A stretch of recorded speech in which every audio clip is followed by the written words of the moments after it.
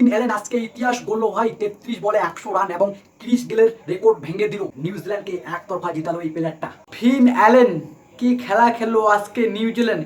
33 বলে 100 রান করলো এবং তার সেঞ্চুরি কমপ্লিট করলো এবং সবার ওয়ার্ল্ড রেকর্ড ভাঙলো। আজকে ক্রিস গেলের রেকর্ড ছিল 46 বলে 100 রান, রেকর্ডটাও ভেঙে দিল। ফিন অ্যালেন আজকে কি খেলা খেললো, ভেঙে দিল।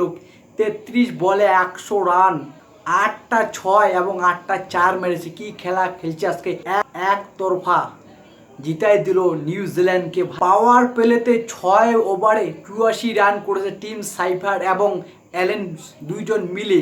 তখনই আমি ভেবেছিলাম যে নিউজিল্যান্ড আজকে একতরফা জিতবে। এর আগেও আমি বলছি যে নিউজিল্যান্ড জিতবে, সাউথ আফ্রিকা জিততে পারবে না, তো সেটাই আজকে হলো। এবং টিম সাইফার 33 বলে 58 রান করেছে। ভাই কি বলবো, এই দুইজনে আজকে যে সাউথ আফ্রিকা ভাই সবগুলো ম্যাচ জিতছে, কোনো ম্যাচ হেরে নেই, কিন্তু আজকে সেমিফাইনালে হেরে গেল। কিন্তু আজকে এই ম্যাচটা হারলো নিউজিল্যান্ডের কাছে। ভারতকেও হারাই দিয়েছে এই সাউথ আফ্রিকা, কিন্তু আজকে কি করলো, সব কিছু ফ্লপ। আজকে এই সাউথ আফ্রিকা যখনই প্রেশার আসে ভাই সেখানে এরা ভালো প্রমিস করতে পারে না। 2024 সালে টি-20 ওয়ার্ল্ড কাপে এই যে হাতের মুঠে ছিল ম্যাচটা, সেই ম্যাচটাও কিন্তু ভারতের কাছে হেরে গেছে। 30 বলে 30 রান করতে পারেনি ভারতের এগেস্টে, সেটাই তোমরা ভাবো এই টিমটা যে কি হয়েছে ভাই। এত সবারই ফেভারিট ছিল এই টিমটা, সাউথ আফ্রিকা সবারই ফেভারিট, আমার না সবারই ফেভারিট ছিল। যাকেই বলবে সেই বলতেছে আজকে কে জিতবে, সাউথ আফ্রিকা। সবাই সাউথ আফ্রিকা, কিন্তু আমিও সাউথ আফ্রিকার সাপোর্ট ছিলাম, সবাই সাউথ আফ্রিকার সাপোর্ট। কিন্তু ভাই বলটা হচ্ছে গোল।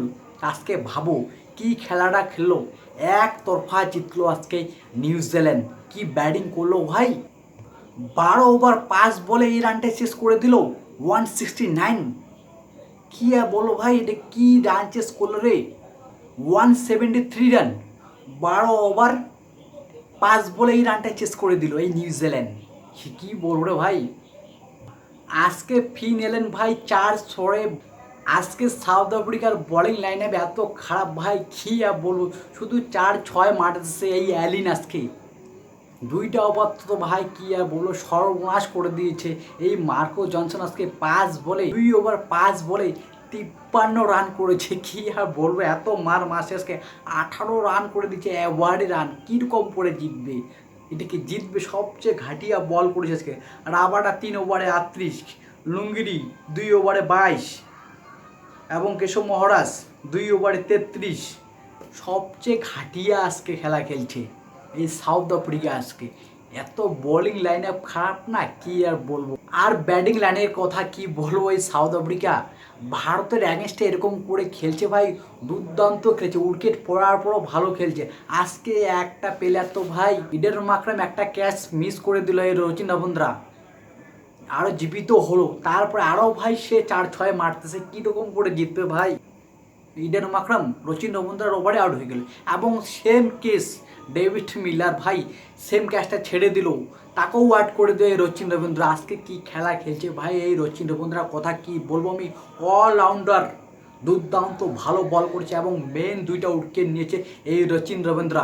স্যান্টনার আজকে যথেষ্ট ভালো ক্যাপ্টেন্সি করেছে ভাই, যাকেই বলবে সেই বলতে কে জিতবে আজকে, সাউথ আফ্রিকা। কিন্তু আজকে একতরফা জিতে দিল এই স্যান্টনার ক্যাপ্টেন্সিতে ভাই এবং সেমিফাইনালে চলে গেল। প্রথম টিম ফাইনাল খেলবে। সাউথ আফ্রিকার 2টা ব্যাটার সবচেয়ে ভালো খেলেছে, বাকি সব ফ্লপ। দেওয়াল বেবিস সে শুধু ভালো খেলছে, 27 বলে 34 রান করেছে এই প্লেয়ারটা। আর মার্কো জনসন সে 33 বলে 55। এই 2টা প্লেয়ার শুধু ভালো ব্যাটিং করেছে, বাকি সব ফ্লপ। মার্কো জনসন থেকে সবাই আজকে ফ্লপ ভাই, কিছু করতে পারেনি আজকে। এরা 20 ওভারে 169 রান করে ভাই, মাত্র নিউজিল্যান্ডকে টার্গেটে 170 রান। এই রানটা তো চেস করে দেয় ভাই, মাত্র 12 ওভার 5 বলেই তারা চেস করে ফেলে ভাই। কি বল, 2টা প্লেয়ার একতরফা জিতলো আজকে এই নিউজিল্যান্ড। 9 উইকেট 43 বলে বিশাল বড় একটা জয়লাভ করলো এই নিউজিল্যান্ড এবং আহমেদাবাদে চলে গেলো নরেন্দ্র মোদী স্টেডিয়ামে এবং ফাইনাল খেলা খেলবে। ভাই বিশাল বড় একটা খুশির খবর ইন্ডিয়ার জন্য, কারণ সাউথ আফ্রিকা যদি যেত ভাই ভারতের জন্য কিন্তু অসুবিধা হতো। কালকে যদি ভারত ইংল্যান্ডকে হারায় দেয় তাহলে কনফার্ম যে ভারত এই ট্রফিটা নেবে, শিওর গ্যারান্টি।